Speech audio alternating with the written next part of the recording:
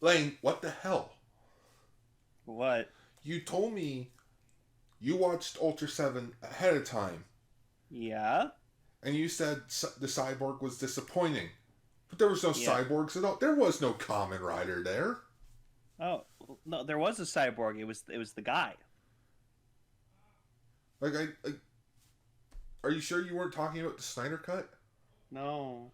Because Pretty sure that it wasn't. featured a lot of cyborg. Yes, I loved it.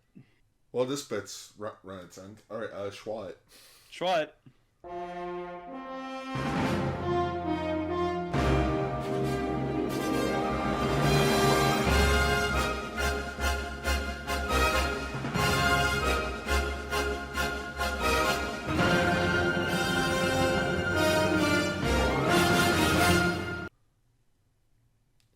Greetings, everyone's, and welcome back to Ultraranger, the show all about Ultraman's past, present, and future.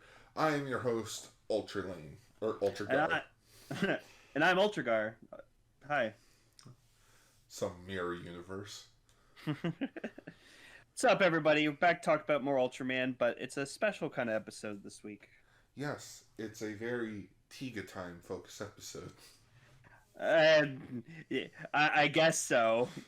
In all of the 5 minutes he showed up in the movie. Yeah, that's the average amount of time Ultraman shows up in anything.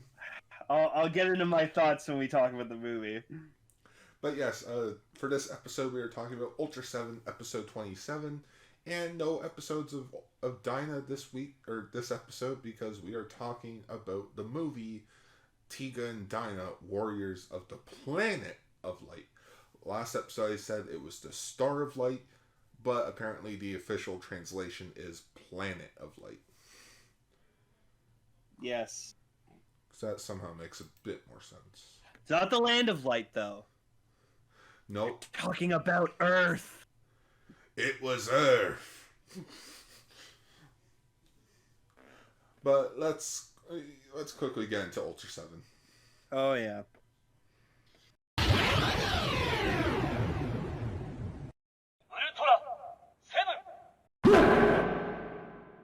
So, episode 27, Operation Cyborg, and my goodness, as now, when I think of a cyborg, I think of DC's Cyborg, Victor Stone, the one we saw in the Snyder Cut of Justice League.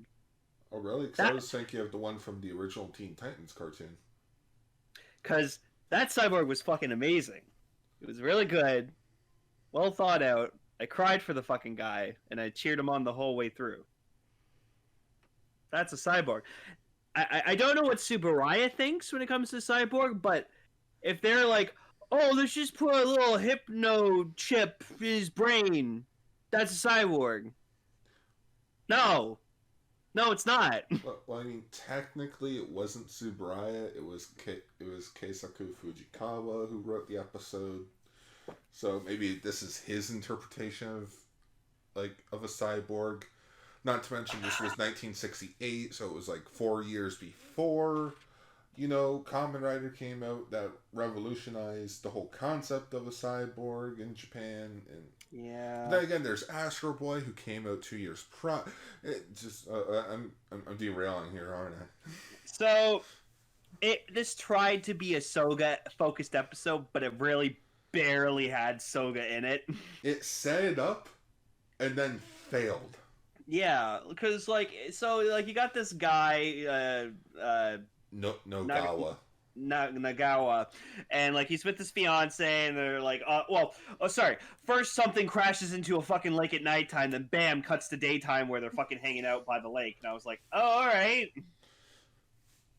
So bad editing there already. Oh, we're just getting started with the editing. Yeah, Gar said he watched Ultra 7 and then proceeded to send me a gif of Stitch banging his head into a wall, and I was like, uh-oh. Basically, for people that don't see the notes, there's only one pro, and the rest of the page is just cons. Speaking of cons, the aliens of the episode are named the Borg. the alien Borg. Because they make cyborgs. Do you get it? You sure Next Generation didn't watch this? Be like, yes. I wouldn't be surprised if Roddenberry took some fucking inspiration from Ultraman. Yeah, I could see it. But yeah, so like the guy's with his fiance, and they're like, "Oh, we're gonna go see Sogo. He's gonna be mad to tell him about my engagement, but he'll be happy for it too. I don't want to get scolded by him because he always does that." And so they're driving off, and then all of a sudden the ship comes out and starts firing this like wave or something that like causes them to like move backwards. And then you just see this little tiny car, with obviously no people in it at all. Meanwhile, Couldn't even make little tiny models or something. I see it rise up from the water. I'm like, meanwhile, in the Legion of Doom. And somehow, I guess the fiance fucking fell out of the car. Okay, there's editing problem number 2. Yeah, we didn't see her get out of the car. No, it's just a group of friends going hiking in the woods and be like, "Hey, we found this woman." Huh. Neat. So, Dan and Soga end up getting called out there. Mm-hmm. And Soga recognizes the fiance. I decided not to write down her name because she serves literally no purpose to the actual plot. Well, no. She didn't recognize the fiance. They just saw the woman, and like she kept saying the guy's name, and Soga's like, "Wait, that name? Oh, it must be ours." It must be mine, Nogawa. Yeah. And so, like, he gets captured by the alien Borg, and like, Resistance. I guess futile. again, I'm a huge fan of like robots, androids, like humanoid cyborgs and shit like that. They only put this little small hypnotic chip, like brain implant, cybernetic implant in his brain, and just to like hypnotize them to like go to the base and like grab and like blow up the base. Yeah, grab like some that was the bombs and whole blow up alien's the fucking base. goal. Was like, oh, we're gonna destroy the base. So Just they like he infiltrate. He goes to see his fiance first, and he's like, oh, I'm on an important mission. You can't tell anyone where I am. I was here, and then he walks away, and then she walks away, and then like she's like, wait, and like she opens the door, and like she just sees like the stairwell, and she's like, oh my god, he got away so fast.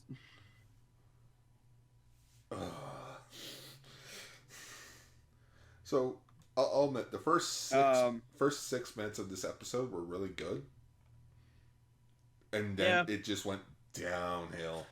Yeah, so the guy like walks around and stuff, and like he's talking to Soga and everything like that, but then like Dan's just standing there, and he's like, nah, this guy's full of shit. Like something's up with him, and so because like it's Dan, like he knows when something's fucking up.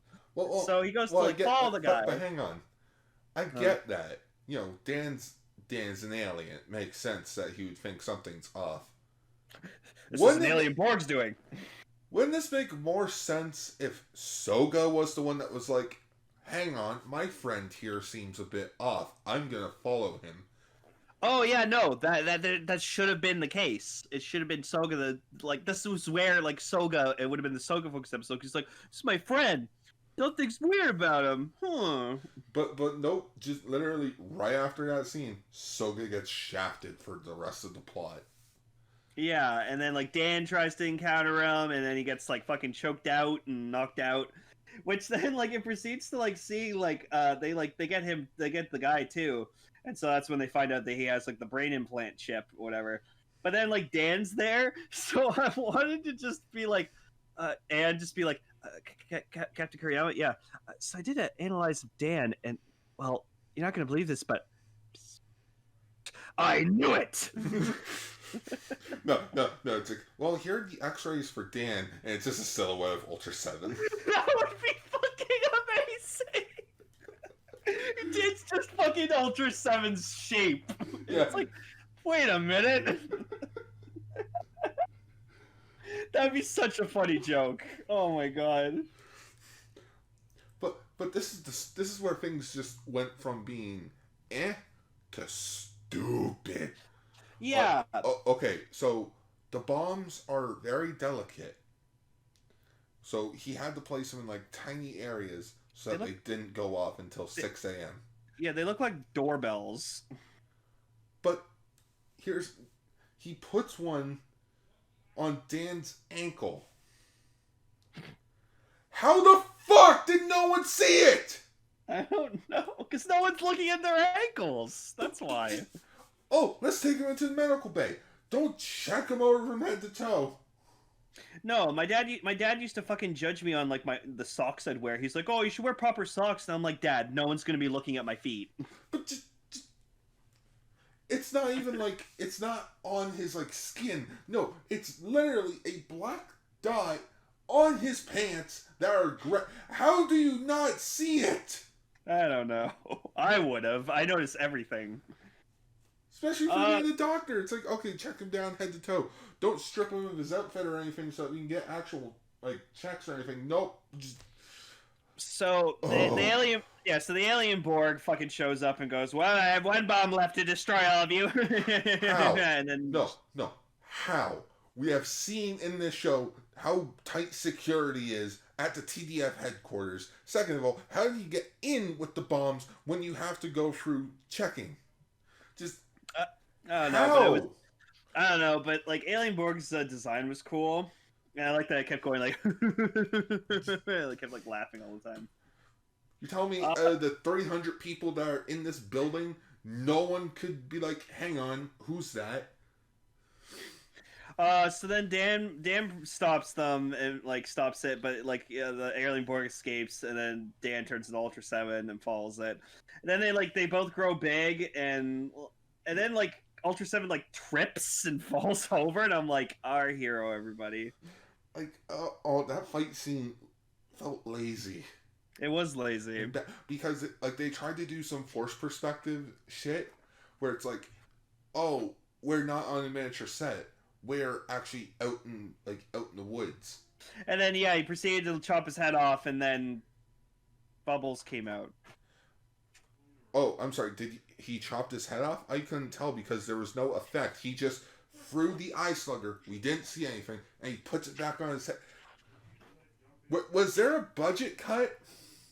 Probably. Well, you said this was when like the show's starting to like decline in ratings. So, but like, where did the budget go for this episode? Hell, it went in the last 2 episodes we watched. Like, hell, there was a scene earlier where it's like, all right, we gotta check out what's at the bottom of the lake here. Furuhashi, go down.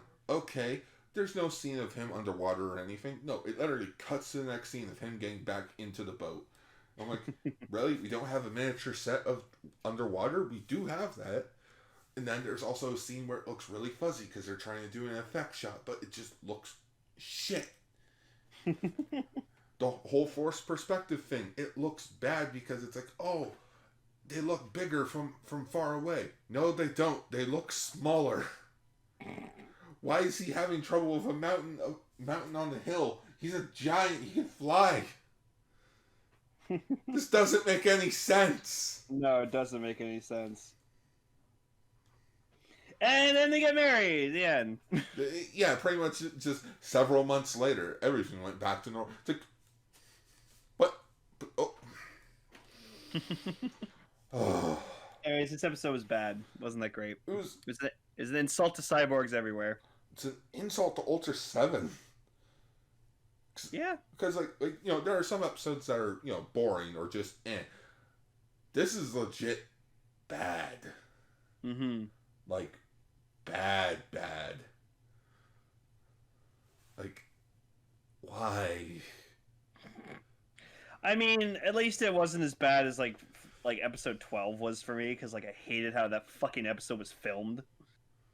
Well, that was just his idea of like, ideas of like. If we're gonna film in the car, then we should actually film them like in the car. Yeah, it's the whole like realism, like idea of filming. Yeah. But this episode's just, to quote Game Grumps, it doesn't even look finished. Help me. Put me back in the capsule. Put me back in the film. I'll be back in the film. Oh man. Yeah, let's talk about something better.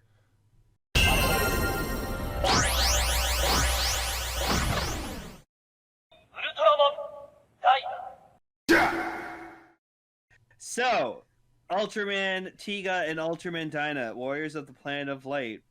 A movie that we almost didn't actually get because story time. So before this movie, we almost didn't get it. Oh. You know what we were supposed to get? What? A third Ultraman Zerf movie. Oh, my goodness. Because, okay, so far I've seen the two Zerf movies. They're actually not that bad. Mm-hmm. They're pretty good. And, like, even the producer, Kiyoshi Suzuki, thought, alright, we're going to make a third movie. But for unknown reasons, the film was dropped. They still had the slot open for a movie.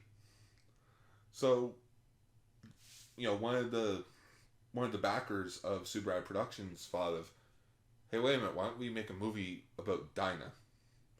You know, Dyna's currently airing. That way we can tie it into the show.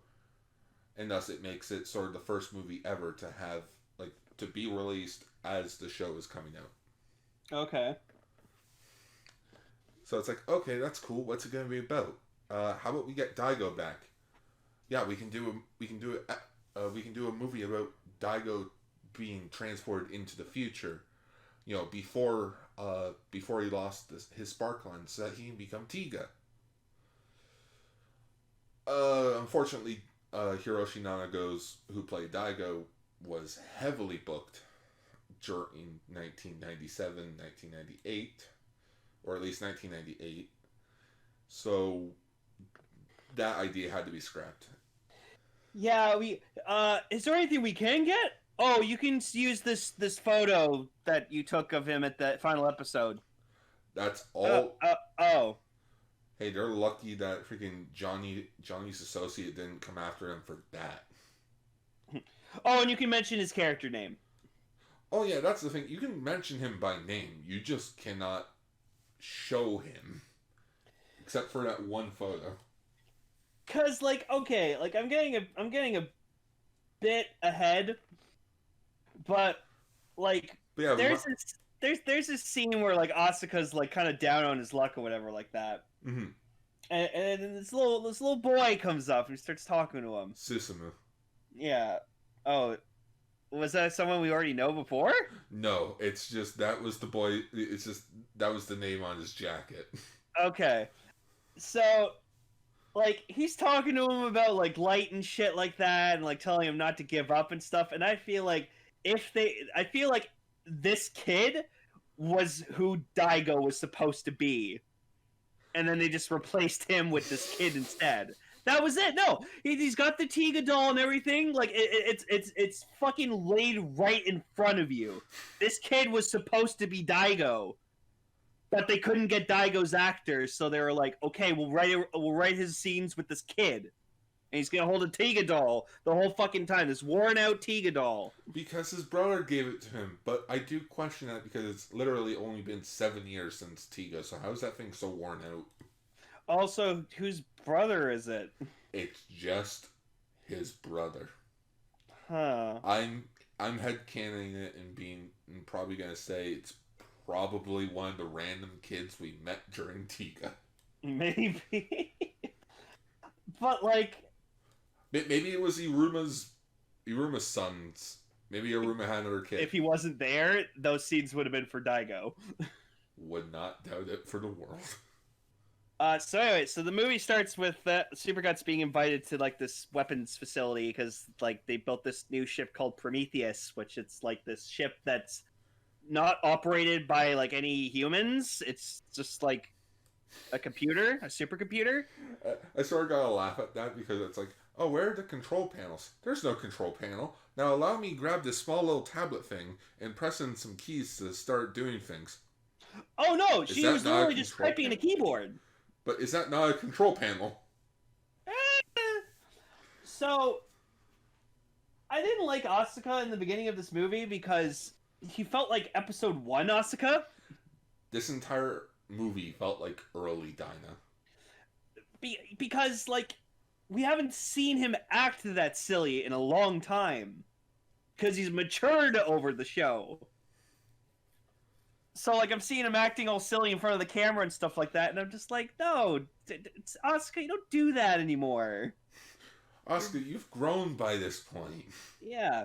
So obviously, like, the rest of the Super Guts team, and, like, especially Hibiki, he's just like, well, you can't replace humans with a computer. Like, you know, and he's like, so actually, we're gonna upload your memories and experiences and stuff into the mainframe of the Prometheus, and it'll be able to do exactly what you would do if in this situation. Because, like, there, like, Dyna was fighting, like, this kaiju on the moon or whatever like that, and he, like, couldn't defeat it, and then the Prometheus came out of nowhere and, like, blasted it in one fucking hit. Yeah, that kaiju was the winged skeleton monster Gernanda. Gernanda. Yeah, Gernanda. Which he looked cool. Yeah, he was pretty cool. We need more fucking battles on the moon. I like when they fight in the moon. It's so cool. But to go back to your comment about how they all acted like earlier Dyna stuff, it could have just been the thing of, like, this movie was written around the time of early Dyna. Yeah, maybe. But who knows? Yeah.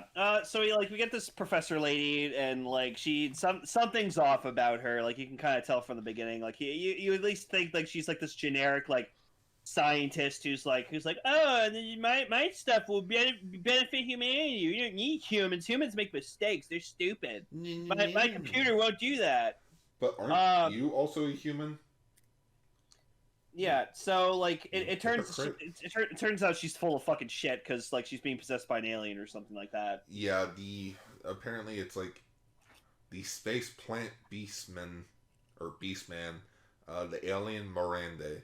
And these guys looked terrible. Yeah, because, you know, they weren't real. No, they were just these, like, CGI thing, and they were these goopy things. Like, they kind of reminded me of the alien cherubies. Yeah, with the lips and the eyes. But the cherubies are better. Well, yeah, because we have a physical suit to base them on. Yeah. So these things looked awful. We only had, like, 2 scenes with them, and I'm pretty sure it was, like, the same scene, just reused. Like, legit cut the audio out at one scene. And then some of the effects were, like, I get it, it's 1998, it's super high on a budget or whatever like that, but, like, there's, like, this one scene where, like, they have like this, they're showing, like, this street with, like, 2 rows. I know which one you're talking about, the tanks. Line of tanks. You can tell that they're not actually there. Yes. Shocked in. I fucking chuckled at that. I saw that too. I was thinking the same thing. I'm like, okay, I know it's 1998, but come on. Come on. Like the shot of them in front of the Prometheus was a bit more believable than the fucking tanks. Them and that entire new fortress looked more believable. Yeah, but then, like, there's a shot where they're all, like, getting deployed into, like, a fucking Guts Eagle or whatever like that. And, like, you can tell they're just on a blue screen. Yeah. They're not in a hangar at all. Hey, look, it's predicting 2021's filming style. So, this alien ship starts attacking, and then, like, so Super Guts gets deployed. They ask, like, the general, it's like, oh, do you have any, like, Guts Eagles here? And it's like, oh, yeah, we got this one. So they fly in this one, but then, like, someone tampered with it to make them crash so they couldn't, like, attack the ship. Yeah. But and so then... apparently... the Miranda aliens are actually really tiny because they were in that ship flying around. Yeah. Which apparently it's called the Morane seed. Okay. So we get it. You guys are plants. So, yeah. So they go up to fight, but then Asuka gets deployed with Mai, and so, like, Mai's, like, tagging along with Asuka, and she's like, "Well, I want to help too. I'm a member of Super Guts and stuff." And Asuka's just like, "Just stay here. Don't do anything stupid. I'll take care of this. I work better on my own." Because he was just trying to, like, get her away so he could turn to Dyna. I need to turn to Dyna. What? There's dynamite here. You gotta get... That's a dynamite-looking fucking enemy we gotta fight. Smooth, Asuka. Smooth. You're one Dyna Gao. Dynamite Gal, Dynamite. Ultraman Gal. Oh my god. Um, so Mai goes back to get like a bazooka or something, and then like Asuka turns into Dyna. But then like the awesome shit thing happens, which I wasn't expecting. The Prometheus turns into a fucking robot. It's a transformer. I was like, holy fucking shit! It's a cool design. I just wish it didn't like the patterning on it wasn't all like broken. Oh yeah. Well, Yeah, I guess it's didn't like because of that. how it transformed. Yeah, so like I can forgive it for that. So here's the thing though. Hmm. So it's called the Prometheus, Hmm. but like its subtitle is the computerized warship Prometheus. Yeah. But it has an entirely different name when transformed. Oh. It's called the cybernetic demon Death Facer. Oh. It's like why didn't you stick with the Prometheus name? That's even cooler. I was just calling it the Prometheus the whole time. Yeah, apparently, just like if you got like a book or something, it has two different names. Prometheus, when it transforms, it's the Death Facer. Wow. But I guess just to simplify, we'll call it Prometheus. Yeah, I'm calling it Prometheus. So yeah, it was cool. It caused some pretty cool, massive destruction. And so like so Dyna tries fighting it, and then like he has like a dream earlier where like he gets like one-shotted by the Prometheus's beam. And so Asuka's kind of hesitant on like attacking this thing. So like when it fires its beam, he's about to like try to like counteract it, but then he thinks about like the dream he had where he got fucking one-shotted by it, and he just flies out of the way, and he lets the fucking island like take the hit. Almost killed mine there. Yeah, so Mai's fucking like in like not like on life support, but she's just like really injured in a hospital bed on some like oxygen stuff. I.e., we need her out of the movie. Yeah, like she served her purpose. But then you see like man, like you think if like Dyna like didn't dodge or whatever like that, maybe she would have been okay. And you just see Asuka just like pound his fist into the fucking wall, and he's just like he hates himself for like doing what he did. Yeah, because I think this movie is heavily stating that they like each other. Well, yeah, because like she mentions it's like, well, did you say you were gonna go on a date with me? And he's like, did I say that? And it's like, what? You don't remember that we made that agreement? Come on. Really? Really? You remember the flowers, but you don't remember the important stuff? Because honestly, I ship Asuka and Mai more than I would Asuka and Rio. Yeah, they have more of a work relationship type of thing. Rio's kind of more of like a big sister to Asuka. Yeah.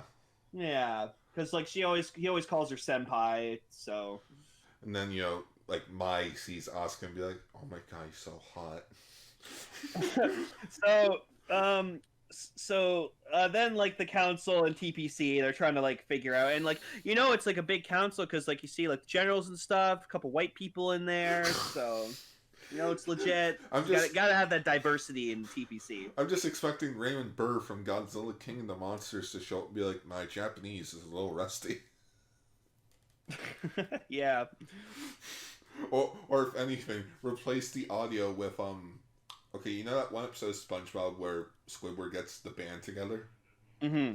So when he walks into the office, everyone's not really saying anything. They're all just saying blah, blah, blah. Yeah. So just replace it with that audio. Yeah, I like that we had some white guys in there because it's like, TPC, gotta be diverse. Oh, yeah, because, remember the American branch and how they got obliterated in the finale of Tiga?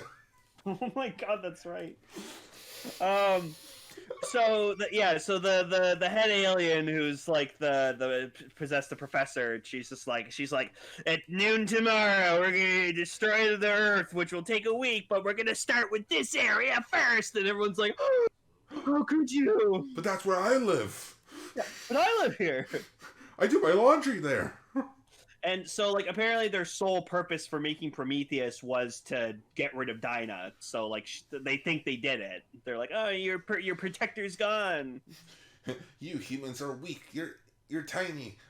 Oh my goodness, they want to annihilate us. No shit, Sherlock.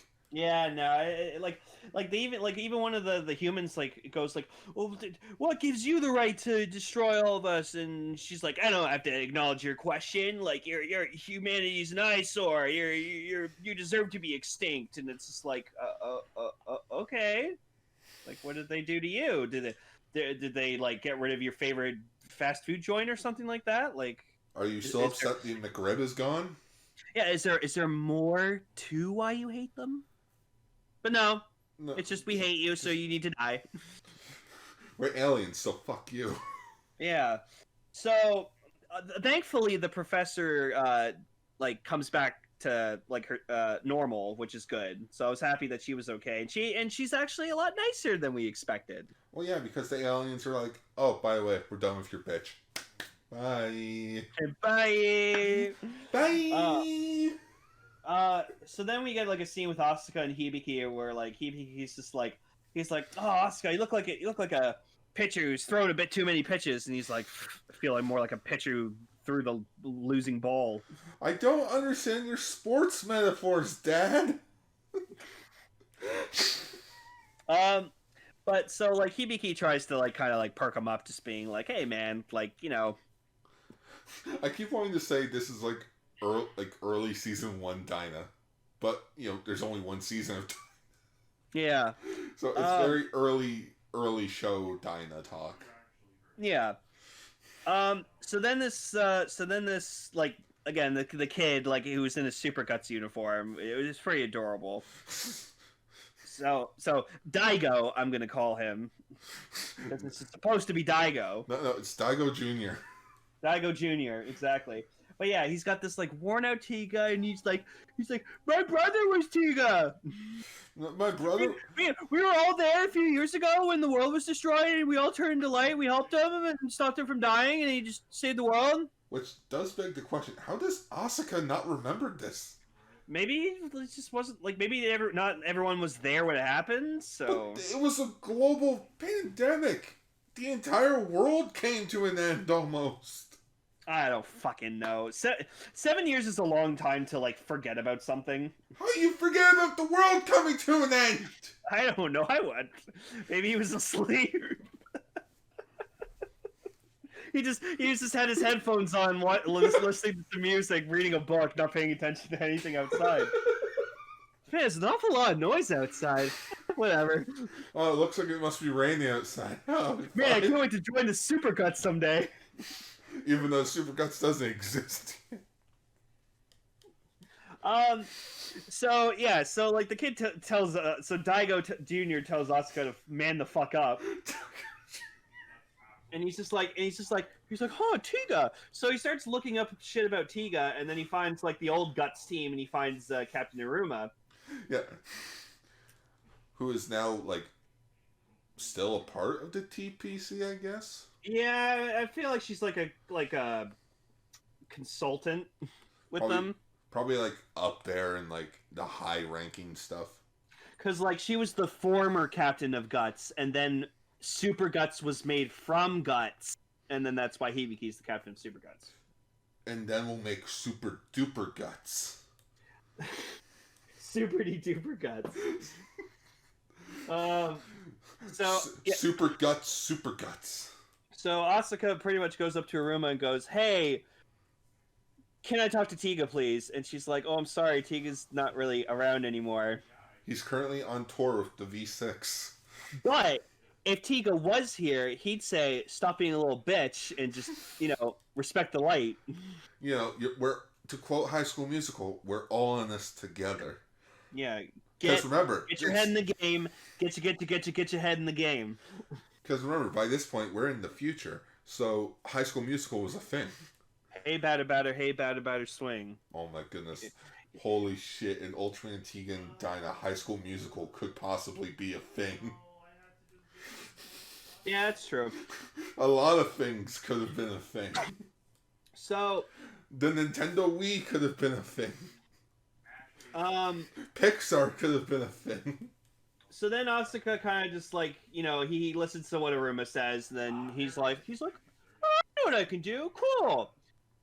And so then like the Prometheus attacks again or whatever like that, and then like the Guts team deploys and they start trying to fight and stuff like that, and like they're trying to evacuate everyone off the fucking islands before like it gets destroyed. And so then Oscar turns into Dyna again, but this time he goes strong. He beats the crap out of freaking Death Facer. Beats the crap out of it. Falcon punches his way through the can. Really hard. It was really cool. The can and the can. Yeah, he chops his arms off, punches a fucking hole right through it before it fires its fucking beam. It was really fucking cool. But then, like, he destroys it, and then, like, they're all like, "Yeah, I died. We knew you had the fucking balls to do it." And wait a minute, guys, look at the time. Look at the time thing at the bottom of the movie. How is there still 20 minutes? Yeah, so this is where, like, the Dyna 2-parter should have ended, but it didn't. Nope.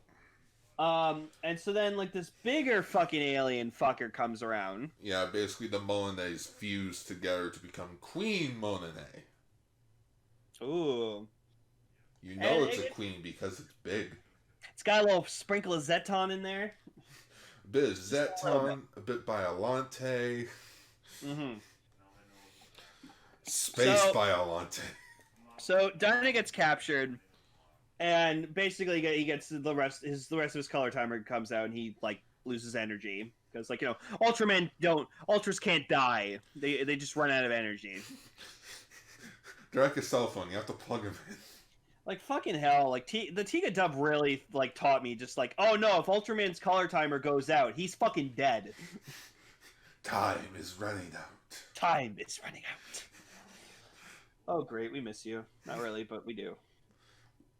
We just need to make a thing of, like, Ultraman great in a nutshell. It's all of our favorite parts. We need to, like, track down the guy who played Arthur Grant and just interview him. Don't tempt me, I will. Yeah, hey man, if you can get an interview with Arthur Grant, that would be awesome. That'd be so cool. Can you just say, hey, excuse me, Mr. Grant, can you say shut up, Charles? Shut up, Charles. So all hope is lost until Daigo Jr. here is like, my brother was a part of the right. This is where I was, I was sitting here and I was watching him just go off about all this shit. And I'm like, don't you fucking tell me that kid's gonna turn into fucking Tiga. And then, like, you see him holding the Tiga doll, and the Tiga doll starts glowing. And I'm like, don't tell me the Tiga doll's gonna turn into Tiga. And I think that's what happened. So, no. Apparently what happened was everyone fucking, you know, put their hands up high, believed in the fucking light, and then all the light manifested from these humans created, like, a projection of Tiga. So it wasn't him, but it was him? Oh, Lane, shut up. It's not like we didn't see this in December of the Gokaiger Ghostager movie.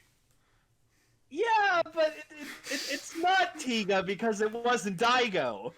But it is Tiga.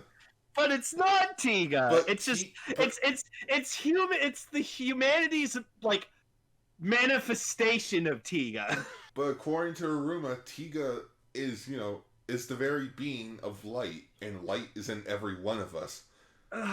Meaning Tiga's never really gone. God damn it. Anyways, that wasn't Tiga.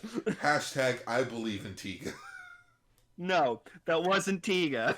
Daigo's Tiga. Then what do you call that? Not Tiga. You know what? That's the title of the episode. Not Tiga time. It's not Tiga. Yeah, it's not Tiga. I'm in a straitjacket being carried away. That's not Tiga. It's not Tiga. Gart, yes it is Lane. You're just like, yes it is Lane. No. Oh. Get away from me. You're not Tiga. You're not Tiga either. Just pointing at you. You're definitely not Tiga. No, I'm not, Lane. No. You end up like Jim Carrey at the end of Batman Forever. I'm Tiga. Tiga. I'm Tiga. But anyways, to be serious, that wasn't Tiga. That was just the humanity's hope. Manifestation of Tiga. It's still Tiga. No. And unless we see Daigo and he's holding up that spark lens and he yells out Tiga and he transforms into Tiga, that's not Tiga.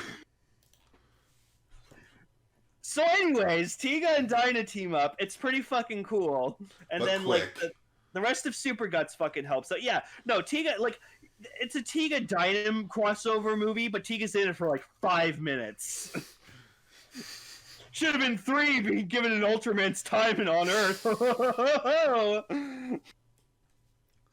So yeah, Super Guts helps out, and it's like, but Hibiki, we lost all of our land vehicles. We have the best land vehicles of all. We got legs. And I swear to God, the first time I watched this movie, I thought he grabbed his junk for a moment.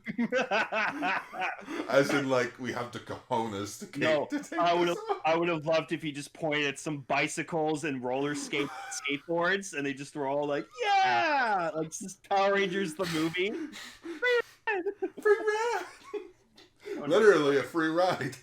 But yeah, so they fire their blasters and they blow up some tentacles, and it was pretty fucking cool. Wait, I thought this was Japan. I thought they liked tentacles. So then like they all get together and stuff, and Iruma even she gets in a gut swing and gets in her uniform and fights a bit, and I was like, hey. Yeah, she has a silver gut swing. Pew, pew. I'm pretty sure Iruma never really flew to gut swing much, did she? I don't think so. I don't really remember her doing that much. She was just always in the because that's what like Munakata was for. Yeah. He was like the bronze commander, being like, I'll go out and fucking do this shit. Where he drinks his milk at bars. And talks with his news friend. And may have a thing for Iruma. See, Tiga wasn't like the greatest show ever, but it was memorable. I wouldn't mind rewatching Tiga one day. Yeah. Especially if and then it you watch ever the Tiga gets a comparison. No way. No way. Daigo, you could swim, right? Daigo, if I go possessed, you slap me. Or I slap you. I'll slap you. So then Asuka shows up, and like Iruma being Iruma, because she fucking knows, she just like looks at Asuka and it's like, guess he inherited the light. Huh? Your team's awesome, Hibiki. Oh, well done. Thanks, Mom. So I like that Iruma kind of knew that Asuka was Dyna. Oh yeah, it's totally obvious. It is obvious. You know what isn't obvious? This little child that shows up before the movie ends. Yeah, and who happens to show up but fucking Reina. And Hori. And Shinjo. And Munakata. And guess what? Not Yasumi. Yeah, oh yeah, because Yasumi's also a member of Johnny's, and he was also busy. No, it's because he was the one who took that picture of them in the final episode, so he got snapped out of existence. No one remembers Yasumi. I had to wiki his name just now just to remember what his name was. Well, joke's on you, because Yasumi actually does come back in a Dyna 2-parter. Well, fuck me then. Yeah, so get this. Apparently, because of how little they showed up in this movie, they all came back for a 2-parter. I swear to God, if Hori and Nakajima do not team up, I will be so disappointed. I will be so disappointed. Because then I can make the joke, hey look, there's Hori and there's not Hori. But I will admit, Nakajima has made a character of his own, so I respect him for that. Oh yeah, dude, he can dummy so many chickens. Child, Hikari, After Light. And she's a star child. And she's one of the first children born on Mars. Well, I have a feeling in a few years the hashtag Star Child Lives Matter is going to be a thing. Yeah, she's a star child. She's first child born on Mars, or like one of the first children born on Mars. Which at first I'm like, oh, Hori had a kid. I mean, apparently he has 2 kids. That is true. He does have kids. Yeah, I'm glad we got to see Shinjo again, though. Even if it was just brief. Shinjo. But actually, here's an interesting thing. So, although we did talk about Tiga: The Final Odyssey, yeah, it has to remember that came out in 2000. So meaning this movie is the first piece of media to confirm that Reina and Daigo not only got married, but had a kid. I'm glad they had a happily ever after ending. I don't know. I feel like Reina's not happy. I mean, think of it. He's not there. Oh yeah, so where's Daigo? Busy as usual. Well, when was the last time you see Hikari over there? 9 months before that. No, he's the one who's just started merchandising Tiga. He just commercialized Tiga. Oh, yeah, that does quite. Who made that Tiga doll? Who made the Tiga doll? Exactly. But then again, if Subaru Productions exists in Tiga, like in the Tiga universe, no doubt Bandai also exists. Because think of it, if High School Musical, the Nintendo Wii, and Pixar can all exist in the New Frontier universe, there's no doubt that Subaru Productions and Bandai of Japan also exist. Exactly. So that was the Ultraman Tiga, Ultraman Dyna movie, crossover movie. It was good, but I think they could have done it a bit better. I feel like if they actually could get Daigo back, it would have been a bit better. They should have spread out the Tiga cast and had them like bit by bit, and then kind of help them in the final battle. Like it would have been awesome if all of them got their uniforms on again one last time. And yeah, especially the movie would have been 10 times better if fucking Daigo was able to be in it too. Mm-hmm. So, but luckily, Daigo does eventually end up showing up in Dyna. That's going to be awesome. Even if it is just the finale. Yeah. But on the plus side, according to the finale, this movie is canon. Okay. But yeah, so like it was a good movie. I enjoyed it. I loved all the freaking special effects in this movie. Yes. Everything felt so much bigger and grander. Except for the Photoshop tanks. Except for the Photoshop tanks. Like literally, someone just took a still image, pasted a tank, and then kept copying and pasting that same tank. I'm like, what? We didn't have the money for, miniature tanks that we could slap TPC on? Apparently not. Oh. But yeah, so I'd check it out, but like, obviously, I'd recommend that you watch like most of Dyna and all of Tiga if you want to have that little extra context and a bit more kind of nostalgia for the Tiga cast. I guess the best way to say is watch Tiga, and then watch like the first 10 or so episodes of Dyna, so that you can understand who the main cast is. Get to know the characters, see how silly a fucking Asuka is in the beginning. Oh wait, no, hang on. There was no Hanajiro in this movie. 0 out of 10. Oh yeah, no, 0 out of 10. No Hanajiro. What the fuck? Come on, man. Hanajiro would have taken out the freaking Moanes in one shot. I forgot. There was one last cool thing. I like that the Prometheus also, like, you saw like a computer screen, and you actually saw that, like, because it absorbed all of like Asuka's memories and like abilities as Dyna. It had like a list of like everything, all of its moves. Yes. So when he was fighting in Miracle form, he like you could see it had like the Dyna roll and stuff like that. And I was like, ooh, like it knows all of its moves. So that's why it was able to beat Miracle so easily. Yeah, it had Miracle. Like it literally had so that stats. Was neat. I like that. Mm-hmm. Yeah, it's stats. I love that. Yeah. Whenever this movie becomes officially available, go check it out. Yep. Ultraseven episode 27? Not so much. No. But I believe that should be wrapped up. I think that's a good place to wrap up for this episode of Ultraranger. It's not Tiga. It's not Tiga. That wasn't Tiga. It's not Tiga. Not. I'm gonna fight you with this forever guard. That wasn't Tiga. That was Tiga. No. That was Tiga. And now I'm starting to question in fucking Orb Origin Saga if that was actually Dyna that we saw. That was Dyna. Yeah, because it wasn't Asuka. It was just Dyna taking Asuka's form. Oh, forget! I told that to my other friends who are also into Ultraman. They're like, "That is the dumbest thing I ever heard." No, yeah, they go by their names because it's easier to call themselves that, and then like it helps us relate to them more because it's like, oh look, it's Asuka, but it's not Asuka. So So, anyways, we'll be back with more Ultraseven and Ultraman Dyna in the next episode of Ultraranger. And until next time, schwa for now. schwa for now, folks. It's totally Tiga. Not Tiga.